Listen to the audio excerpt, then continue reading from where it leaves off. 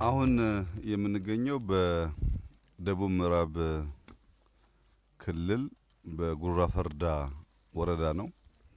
ጉራ ፈርዳ ወረዳ በለምነቱ በሚያመርተው ቡና እንዲሁም በልዩ ልዩ እርሻ ምርቶች የሚታወቅ አካባቢ ነው።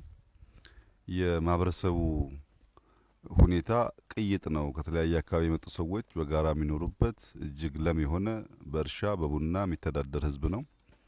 ነገር ግን በኢትዮጵያ ባለው ባህል የተነሳ ምንም ቡና አምራችና ሻጭ ቢሆንም አርሶ አደሩ የኑሮ ዘዬው በሚጠበቀው ደረጃ አይደለም።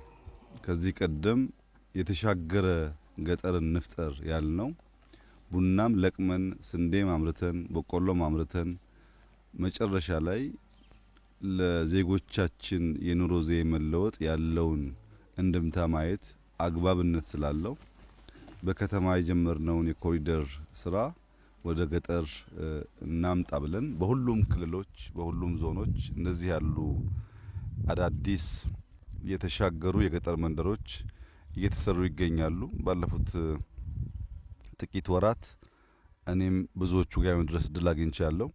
ዛሬ በደቡብ ምዕራብ ያየነው የተሻገረ የገጠር መንደር ወይም የገጠር ኮሪደር የሚያስደስተው ነገር ሰዎች በሳሎንና በመኝታ ቤት፣ በመጸዳጃ ቤትና በመኝታ ቤት፣ በከብቶች ማደሪያና በሰዎች ማደሪያ፣ በኩሽናና በሰዎች ማደሪያ የጓሮ አትክልት፣ ሌማት ዶሮን ጨምሮ ላም፣ የላም ወተት፣ ማር በእያንዳንዱ ቄ ጓሮ የማየት እድል አግኝተናል።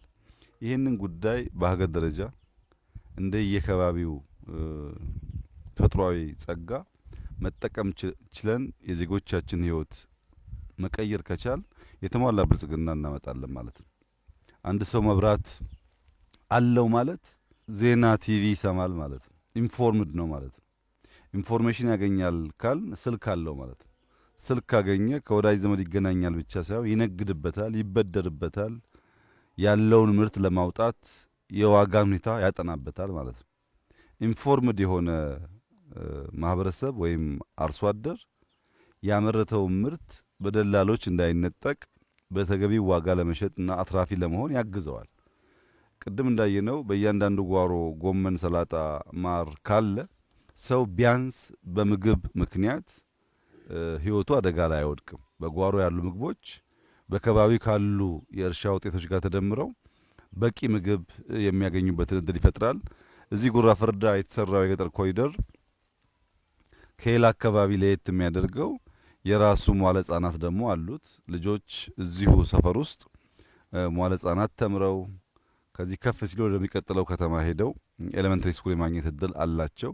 እነዚህ ልጆች ደግሞ ዛሬ ዘርተንባቸው ሰርተንባቸው ነገ ሀገር የሚረከቡ ይሆናሉ። በድምሩ ብልጽግናን እናረጋግጥ ሲባል በቁጥር የሚታይ እድገት ብቻ ሳይሆን በከተማም በገጠርም የእያንዳንዱን ዜጋ ህይወት መንካት አለበት ነው። የዜጎች ህይወት ሲነካ ለውጡ የሚጨበጥ የሚታይ ሲሆን ሰዎች እየተነቃቁ እየተጋገዙ ይበልጥ እያሰፉ ይበልጥ እያሳደጉ የማይቆም ቀጣይነት ያለው እና ጥራት ያለው እድገት ማረጋገጥ ይቻላልና ጅማሮ በጣም በጣም ጥሩ ነው። ደቡብ ምዕራብ ብዙ ፖቴንሻል ያለው ክልል ነው። ሀብታም ክልል ነው። ይህ ክልል ሀብቱን መንዝሮ ዜጎች ተጠቃሚ እንዲያደርግ ቅድም ሱርማ ላይ እንዳየነው በዚህ ሁሉ ሀብት ውስጥ ገና ያልተቀየረ የኑሮ ዘዬ ደግሞ እንዳለ ያሳያል። በዚህ ሁሉ ፖቴንሻል ውስጥ ዜጎቻችን አሁንም ማስተማር፣ የኑሮ ደረጃቸውን ማሻሻል፣ ቤታቸውን መቀየር ያስፈልጋል። እኛ ሁሉን ሰርተን አንችልም። እዚህ ጋር የተሰራው ሳምፕል ነው።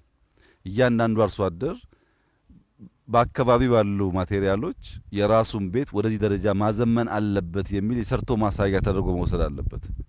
አሁን ይሄ የተሰራው በጠቅላይ ሚኒስትር ቢሮና ተጠሪ ተቋማት ትብብር ነው። እዚህም ጉራጌም ባህር ዳር ላይም ኦሮሚያም አንዳንድ አካባቢ ግንጪ አካባቢ በየቦታው ሳምፕል እንዲሆን የኛ ኦፊስ የጀመራቸው ስራዎች አሉ።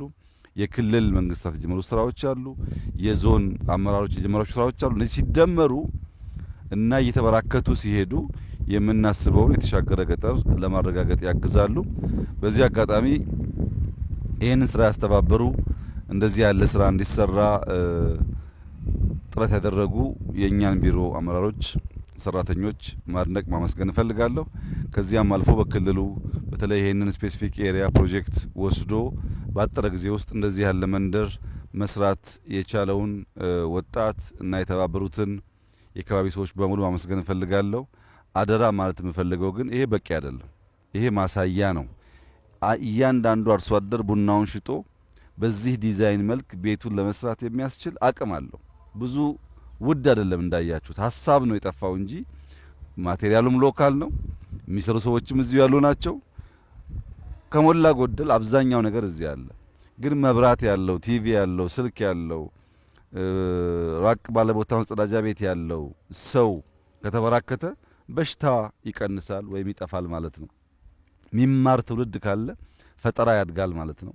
እንደ ሀገር የምናስበውን ነገር ለማሳካት ስለሚያግዝ የዚህ ከባቢ አመራሮች በዚህ ሳትዘናጉ፣ በዚህም ሳትኩራሩ፣ ይሄ ማሳያ እንጂ ካለን ፖፑሌሽን አንጻር ምንም ስላልሆነ በስፋት አጠናክራችሁ እንድትቀጥሉ አደራ ማለት ፈልጋለሁ። በመላ ኢትዮጵያ እንደዚህ ያሉ ጅማሮች ተጀምረዋል። እንግዲህ ገጠሩን በእርሻ መጀመሪያ ካነቃቃን በኋላ በግሪን ሌጋሲ ያ የጀመርነውን ስራ ካጠናከርን በኋላ ቀጥለን በሌማት በየመንደሩ ዶሮ፣ ላሞች እንዲበራከቱ የሰራናቸው ስራዎች የሚጨበጥ ውጤት ማምጣት እየጀመሩ ሲሄዱ ይሄ ጉዳይ ቤተሰብ ላይ ማረፍ አለበት፣ ዜጎች ላይ ማረፍ አለበት። በስንዴ ያገኘነው ውጤት፣ በቡና ያገኘነው ውጤት፣ በሌማት ያገኘነው ውጤት የእነሱን ህይወት ቀይሮ ማየት አለብን በሚል የጀመርነው የገጠር ኮሪደር ፍሬ እያፈራ ነው። እኔ በጣም ደስተኛ ነኝ። ግን እንድንበረታ፣ እንድንጠነክር፣ እንድንሰራ ይሄን ነገር በፍጥነት እንድናባዛ አደራ ማለት እፈልጋለሁ። እጅግ ጥሩ ጅማሮ ነው። ይስመርላችሁ፣ ይቀጥልላችሁ። የዜጎቻችሁን የደስታ እንባ ለማየት ያብቃችሁ። ቅድም ያየነው የደስታ እንባ የእያንዳንዱ አመራር መሻት ነው። ዜጎች ደስ ብሏቸው ሲያነቡ ማየት የኛ ፍላጎት ነው። በዚህ አግባብ ተባብረን በመስራት የዜጎቻችን ህይወት እንድንቀይር አደራ ልላችሁ ፈልጋለሁ። እኔ በጣም ደስ ብሎኛል። እናንተም እንኳን ደስ ያላችሁ።